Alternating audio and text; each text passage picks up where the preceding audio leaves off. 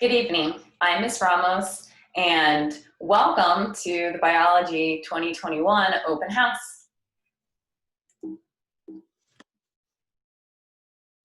So a little bit about myself. I graduated from Pines Charter High School in 2004.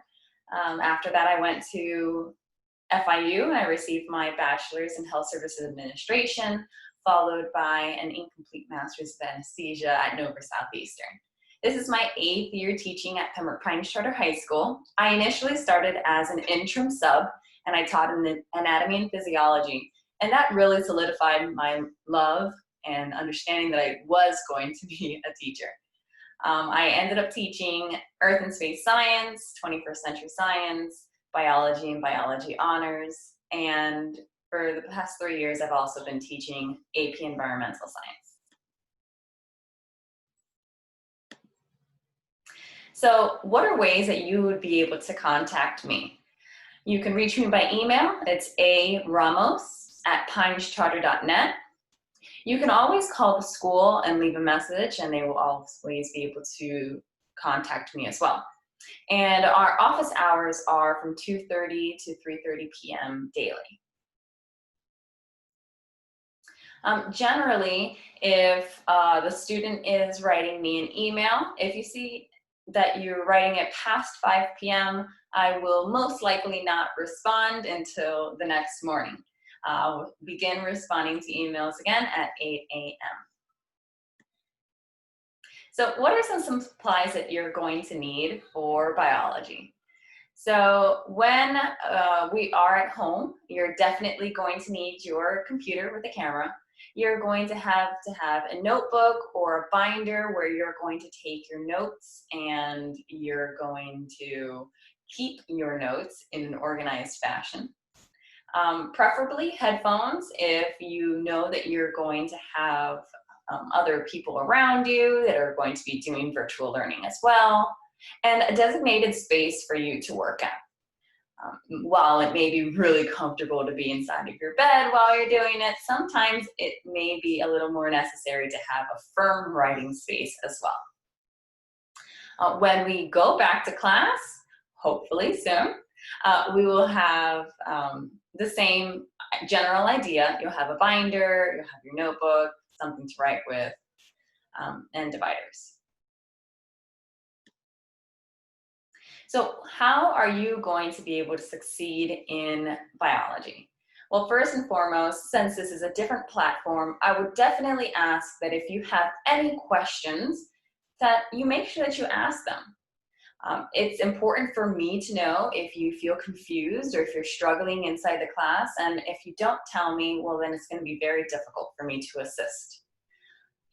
Make sure that when I assign their work, that you actually read those texts and write down any questions that you may have so that we can address them when we have our Zoom meeting.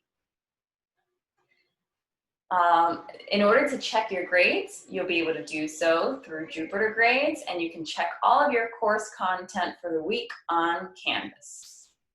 For parents, well, definitely encourage your child to ask questions when they have some, and inform me if they don't feel comfortable coming to me. Ways that you can help your student also is help them review the context, that terminology that they may not understand.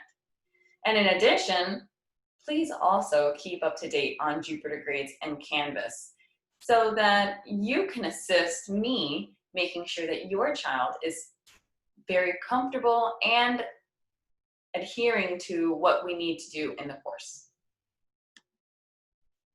So the structure of the class is going to be primarily face-to-face in respect to virtual learning through Zoom. So just like I've created this video, we will have a Zoom presentation where I'll be able to present the content of the class, and they'll still be able to see me. This virtual learning, while it's a little different, we'll have synchronous and asynchronous work, meaning that we'll have time that we are together, and then other time where the student will be working independently on the content that they find on Canvas. Like always, we ask, do not plagiarize, do not cheat. It's going to be very imperative to understand the content for yourself, as this class has an EOC at the end of the course. So the in-person grading is just a little different than it will be when we are doing our virtual learning. As you can see, tests account for 45% of the grade when we are in class. This grading scale is obviously going to be different than the digital learning grading scale. Some of the topics that we are going to address are nature of science, chemistry of biology, cell structure and function, biodiversity of life, energy of life, cell division, genetics, evolution, natural selection, classifications, body systems, and ecology and interdependence. So how will my grade be calculated during virtual learning? So as you can see, the primary component of the grades of the student is going to be participation. When we are on those Zoom presentations, it is going to be important to have your camera on so that I can see that you can give me visual cues if you don't understand any of the content. It's going to be important to participate in the discussions, as I will call on students randomly in order to answer some questions based on either your reading or just to check understanding. We will have projects in our notebook as well.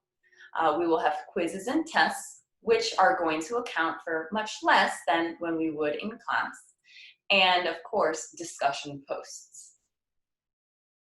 So the end of course exam that I alluded to before. Last year, it was not done as a result of COVID-19. However, it is said that we are going to have an end of course exam this year.